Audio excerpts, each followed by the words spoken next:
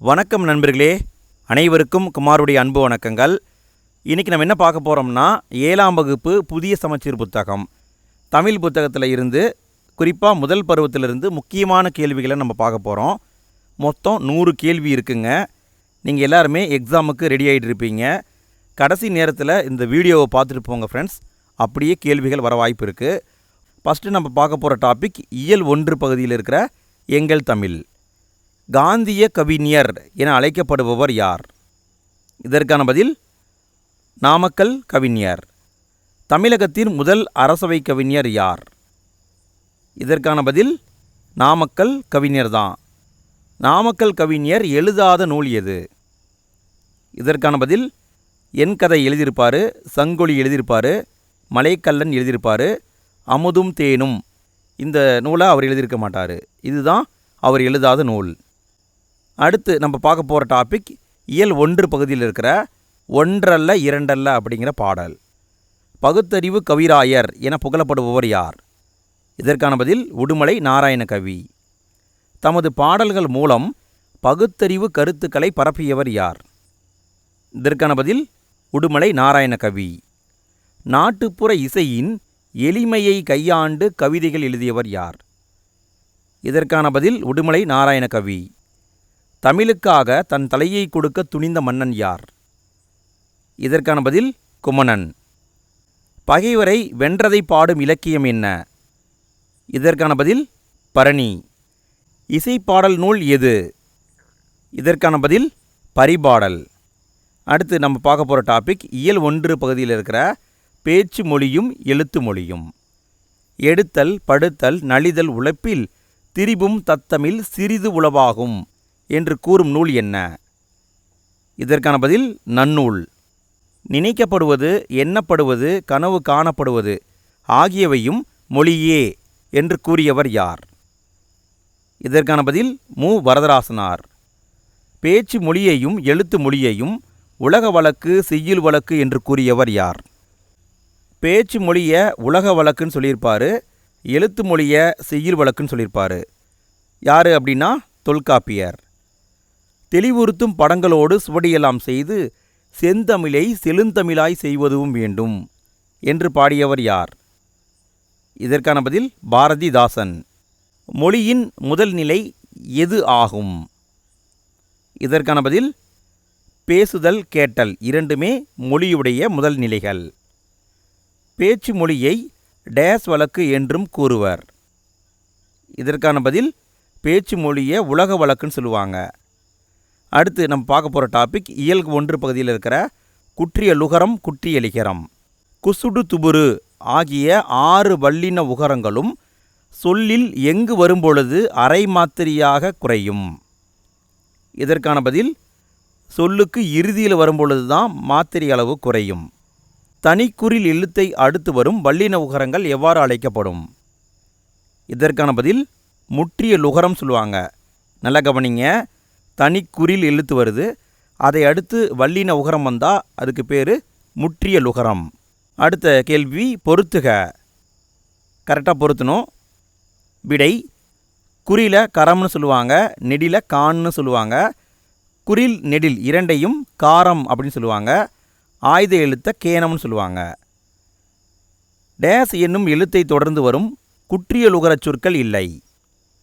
இதற்கான பதில் இவ்வு இந்த எழுத்தை தொடர்ந்து வரும் குற்றியலுகரச் சொற்கள் இல்லை. நல்ல கவனிங்க, இவ் என்ற எழுத்தை தொடர்ந்து வரும் குற்றியலுகரச் சொற்கள் இல்லை.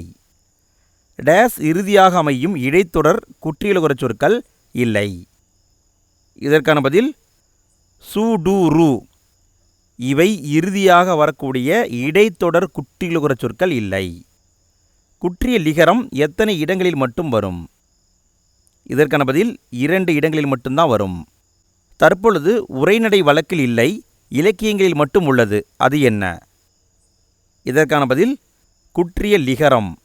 நல்ல கவனிங்க, உரைநடையில் இல்லை, ஆனால் இலக்கியங்களில் மட்டும் இருக்குது. அடுத்து நம்ம பார்க்க போகிற டாபிக் இயல் 2 நம்ம பார்க்க போகிறோம். ஃபஸ்ட்டு டாபிக் காடு அப்படிங்கிற ஒரு பாடல் கொடுத்துருப்பாங்க, அதை பார்க்க போகிறோம். ராஜகோபாலன் என்ற இயற்பெயர் பெற்றவர் யார்? இதற்கான பதில் சுரதா. பாரதிதாசன் மீது கொண்ட பற்றின் காரணமாக பெயரை மாற்றிக்கொண்டவர் யார்? இதற்கான பதில் சுரதா. ஃப்ரெண்ட்ஸ், இங்கே நான் ஒரு கேள்வியை எக்ஸ்ட்ரா உங்ககிட்ட கேட்குறேன். சுரதா இதனுடைய விரிவாக்கம் என்ன? தெரிஞ்சவங்க மறக்காமல் கமெண்ட்டில் போட்டுடுங்க ஃப்ரெண்ட்ஸ். ஊமை கவிஞர் என அழைக்கப்படுபவர் யார்? இதற்கான பதில் சுரதா. சுரதாவின் நூல்களுள் தவறானது எது? இதற்கான பதில் அமுதும் தேனும். இவர் எழுதியிருப்பார். தேன்மலை எழுதியிருப்பார். தமிழ்ச்சோலை எழுதியிருக்க மாட்டார். துறைமுகம் எழுதியிருப்பார். அப்போ தவறான நூல் தமிழ்ச்சோலை. காட்டை குறிக்கும் வேறு பெயர்களில் சரியானது எது? இதற்கான பதில் இரும்பு அப்படின்னா காட்டை குறிக்கும், மிலைனாலும் காட்டை குறிக்கும், முளி, அரில் எல்லாமே காட்டை குறிக்கும். நல்லா கவனிங்க. இந்த இரும்பு அப்படின்னு வந்தால் அது உலோகத்தை குறிக்கும், இந்த இரும்பு அப்படின்னா காட்டை குறிக்கும். காட்டை குறிக்கும் வேறு பெயர்களில் சரியானது எது? இதற்கான பதில் பவளம், இயவு, முளரி, வல்லை எல்லாமே காட்டை குறிக்கும். நல்லா கவனிங்க. இந்த பவளம் அப்படின்னு வந்தால் அது மணி வகை, இந்த பவளம் அப்படின்னா காட்டை குறிக்கும். அடுத்து நம்ம பார்க்க போகிற டாபிக் இயல் 2 பகுதியில் இருக்கிற அப்படியே நிற்கட்டும் அந்த மரம். கொல்லிப்பாவை என்ற சிற்றிதழை நடத்தியவர் யார்? இதற்கான பதில் ராஜமார்த்தாண்டன். ராஜமார்த்தாண்டனின் சிறந்த தமிழ் கவிதைகளின் தொகுப்புக்கு பெயர் என்ன? இதற்கான பதில் கொங்குதேர் வாழ்க்கை. ராஜமார்த்தாண்டன் எந்த நூலுக்காக தமிழ் வளர்ச்சித்துறையின் பரிசு பெற்றார்? இதற்கான பதில் ராஜமார்த்தாண்டன் கவிதைகள். அடுத்து நம்ம பார்க்க போகிற டாபிக் இயல் 2 பகுதியில் இருக்கிற விலங்குகளின் உலகம். தமிழ்நாட்டின் 2வது பெரிய காப்பகம் எது? இதற்கான பதில் முண்டந்துறை களக்காடு புலிகள் காப்பகம். முண்டந்துறை புலிகள் காப்பகத்தின் பரப்பளவு எவ்வளவு? இதற்கான பதில் 895 சதுர கிலோமீட்டர்கள். தமிழ்நாட்டில் வனக்கல்லூரி அமைந்துள்ள இடம் எது? இதற்கான பதில் மேட்டுப்பாளையத்தில் இருக்குது. தமிழ்நாடு வேளாண் பல்கலைக்கழகம் உள்ள இடம் எது? இதற்கான பதில் கோயம்புத்தூரில் இருக்குது. காட்டின் வளத்தை குறிக்கும் குறியீடு பண்புள்ள விலங்கு என அழைக்கப்படுவது எது? இதற்கான பதில் புலி. நல்ல கவனிங்க. பண்புள்ள விலங்கு எனப்படுவது புலி. ஆசிய சிங்கம் உள்ள இடம் எது? இதுக்கான பதில் குஜராத்தில் இருக்கிற கிர் சரணாலயம், அங்கே தான் ஆசிய சிங்கங்கள் இருக்குது. அடுத்து நம்ம பார்க்க போகிற டாபிக் இயல் 2 பகுதியில் இருக்கிற இந்திய வனமகன். இந்திய வனமகன் என்று அழைக்கப்படுபவர் யார்? இதற்கான பதில் ஜாதவ் பயங். இந்திய வனமகன் என்ற பட்டத்தை வழங்கிய பல்கலைக்கழகம் எது? இதற்கான பதில் ஜவஹர்லால் நேரு பல்கலைக்கழகம். இந்திய வனமகன் என்ற பட்டம் வழங்கப்பட்ட ஆண்டு எது? இதற்கான பதில் 2012 கொடுத்துருப்பாங்க. ஜாதவ் பயங்கிற்கு இந்திய அரசு பத்மஸ்ரீ விருது வழங்கிய ஆண்டு எது? இதற்கான பதில் 2015 கொடுத்தாங்க. ஜாதவ் பயங்கிற்கு மதிப்புறு முனைவர் பட்டம் வழங்கிய பல்கலைக்கழகம் எது? இதற்கான பதில் கவுகாத்தி பல்கலைக்கழகம். ஜாதவ் பயங்கின் காடு பற்றி வெளியிட்ட பத்திரிகை எது? இதற்கான பதில் டைம்ஸ் ஆஃப் இந்தியா. அடுத்து நம்ம பார்க்க போகிற டாபிக் இயல் 2 பகுதியில் இருக்கிற 4 வகை குறுக்கங்கள். ஐகார குறுக்கம் சொல்லின் முதலில் வரும்பொழுது எத்தனை மாத்திரை அளவு ஒலிக்கும்? இதற்கான பதில் 1 மாத்திரை அளவு ஒலிக்கும். ஐகார குறுக்கம் சொல்லின் இடையிலும் இறுதியிலும் வரும்பொழுது எத்தனை மாத்திரை அளவு ஒலிக்கும்? இதற்கான பதில் 1 மாத்திரையாக குறையும். சொல்லுக்கு முதல்ல வந்தால் 1.5 மாத்திரை, சொல்லுக்கு இடையிலும் இறுதியிலும் வந்தால் 1 மாத்திரை. அவுகார குறுக்கத்தின் மாத்திரை அளவு என்ன? இதற்கான பதில் 1 மாத்திரை. மகர குறுக்கத்தின் மாத்திரை அளவு என்ன? இதற்கான பதில் 1/4 மாத்திரை. ஆயுத குறுக்கத்தின் மாத்திரை அளவு என்ன? இதற்கான பதில் 1/4 மாத்திரை. நல்ல கவனிங்க. மகர குறுக்கம் ஆயுத குறுக்கம் ரெண்டுமே 1/4 மாத்திரை.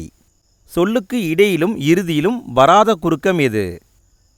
இதற்கான பதில் அவுகார குறுக்கம் சொல்லுக்கு முதல்ல தான் வரும், இடையிலும் இறுதியிலும் வராது. அடுத்து நம்ம பார்க்க போகிற டாபிக் இயல் 2 பகுதியில் இருக்கிற திருக்குறள். அணுவை துளைத்து 7 கடலை புகட்டி குறுகத் தரித்த குறள் என்று பாடியவர் யார்? இதற்கான பதில் ஔவையார். தமிழ் நூல்களில் திரு எனும் அடைமொழியோடு வருகின்ற முதல் நூல் எது? இதற்கான பதில் திருக்குறள். அடுத்து நம்ம பார்க்க போகிற டாபிக் இயல் 3 பகுதியில் இருக்கிற புலி தங்கிய குகை. சோழ மன்னன் போரவை கோப்பிர் நற்கிளியின் செவிலி தாயாக விளங்கியவர் யார்? இதற்கான பதில் காவற்பெண்டு. காவற்பெண்டு பாடிய ஒரே ஒரு பாடல் இடம்பெற்ற நூல் எது? இதற்கான பதில் புறநானூரில் தான் இருக்குது. அடுத்து நம்ம பார்க்க போகிற டாபிக் இயல் 3 பகுதியில் இருக்கிற பாஞ்சை வளம். வீரபாண்டிய கட்டபொம்மன் கதை பாடல்கள் என்னும் நூலை தொகுத்தவர் யார்? இதற்கான பதில் வானமாமலை. அடுத்து நம்ம பார்க்க போகிற டாபிக் இயல் 3 பகுதியில் இருக்கிற தேசியம் காத்த செம்மல். இந்த பாடத்தில் தான் நிறைய கேள்வி இருக்குது, ஒன்றொன்னா பார்க்கலாம். வீரப்பேச்சால் எத்தனையோ தியாகிகளையும் விவேக பேச்சால் எத்தனையோ அறிவாளிகளையும் உண்டாக்கியவர். உண்மையை மறைக்காமல் வெளியிடுவதில் தனித்துணிச்சல் பெற்றவர். சுத்த தியாகி என முத்துராமலிங்க தேவரை பாராட்டியவர் யார்?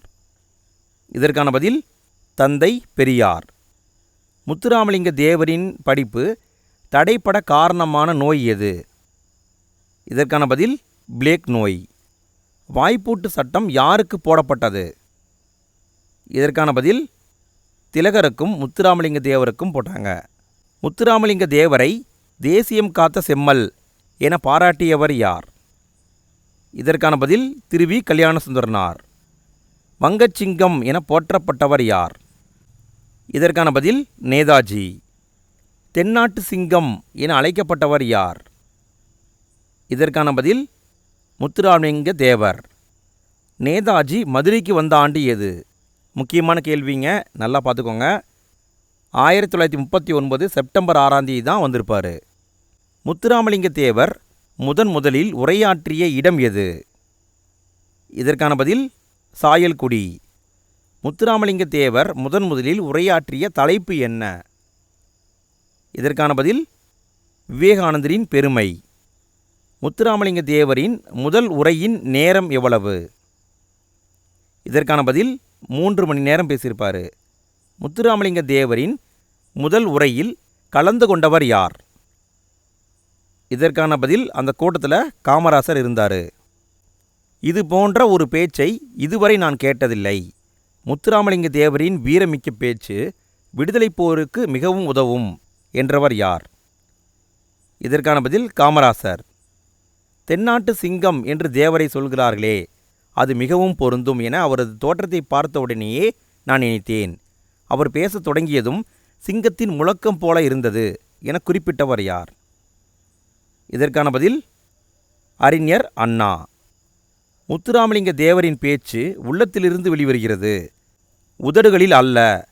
உண்மையென பட்டதை மறைக்காமல் அப்படியே பேசிவிடுவது அவரது வழக்கம் என்று பாராட்டியவர் யார்? இதற்கான பதில் ராஜாஜி. 1934 மே 12 மே 13 இந்த நாட்களில் முத்துராமலிங்க தேவர் குற்றப்பரம்பரை சட்ட எதிர்ப்பு மாநாட்டை நடத்திய இடம் எது? இதற்கான பதில் கமுதியில் நடத்தியிருப்பார். குற்றப்பரம்பரை சட்டம் நீக்கப்பட்ட ஆண்டு எது? இதற்கான பதில் 1948. மதுரை மீனாட்சி அம்மன் கோவில் ஆலய நுழைவு போராட்டம் நடைபெற்ற நாள் எது? இதற்கான பதில் 1939 ஜூலை 8. மதுரை மீனாட்சி அம்மன் கோவில் ஆலய நுழைவு போராட்டம் நடத்த திட்டமிட்டவர் யார்? இதற்கான பதில் வைத்தியநாத ஐயர். முத்துராமலிங்க தேவர் பாரத மாதா கூட்டுறவு பண்டகசாலையை உருவாக்கிய இடம் எது? இதற்கான பதில் கமுதி. 1938 காலகட்டத்தில் மதுரையில் எத்தனை தொழிலாளர் சங்கங்களின் தலைவராக தேவர் இருந்தார்? இதற்கான பதில் 23. உழவர் நலன் காக்க முத்துராமலிங்க தேவர் மிகப்பெரிய மாநாட்டை நடத்திய இடம் எது? இதற்கான பதில் ராஜபாளையம். பசும்பொன் முத்துராமலிங்க தேவர் மண்ணுலகில் வாழ்ந்த நாட்கள் எத்தனை? இதற்கான பதில் 20,075. சுதந்திர போராட்டத்திற்காக முத்துராமலிங்க தேவர் சிறையில் கழித்த நாட்கள் எத்தனை? இதற்கான பதில் 4000 நாட்கள். வாழ்நாளில் 5ல் 1 பங்கு சிறையிலேயே இருந்திருப்பார். 2ஆம் உலகப்போர் சமயத்தில் முத்துராமலிங்க தேவர் அடைக்கப்பட்டிருந்த இடம் எது? இதற்கான பதில் தாமோ சிறைச்சாலை. தாமோ இராணுவ சிறைச்சாலை உள்ள இடம் எது? இதற்கான பதில் மத்திய பிரதேசம். முத்துராமலிங்க தேவர் பர்மா சென்ற ஆண்டுகள் எது? 2 முறை போயிருப்பாருங்க. 1936 போயிருப்பார், 1955 போயிருப்பார். முத்துராமலிங்க தேவர் நடத்திய இதழின் பெயர் என்ன? இதற்கான பதில் நேதாஜி. அடுத்து நம்ம பார்க்க போகிற டாபிக் இயல் 3 பகுதியில் இருக்கிற கப்பலோட்டிய தமிழர். தன்னலம் துறந்த தனிப்பெரும் தொண்டர் என அழைக்கப்படுபவர் யார்? இதற்கான பதில் வ.உ. சிதம்பரனார். சுதேசி நீராவி கப்பல் கம்பெனியின் தலைவர் யார்? இதற்கான பதில் பாண்டித்துரையார். தென்னாட்டில் தோன்றிய நாவீருடையவர் யார்? இதற்கான பதில் பாரதியார். சிதம்பரனாரின் பிரசங்கத்தையும் பாரதியின் பாட்டையும் கேட்டால் செத்த பிணம் உயிர் பெற்று எழும், புரட்சி ஓங்கும், அடிமைப்பட்ட நாடு 5 நிமிடங்களில் விடுதலை பெறும் என்றவர் யார்? இதற்கான பதில் பின்கே. இவர் தான் தீர்ப்பு வழங்கியிருப்பார், இவர் தான் சொல்லியிருப்பார். வ.உ. சிதம்பரனார் இரட்டை தீவாந்தார தண்டனை பெற்று அடைக்கப்பட்ட சிறைகள் என்னென்ன?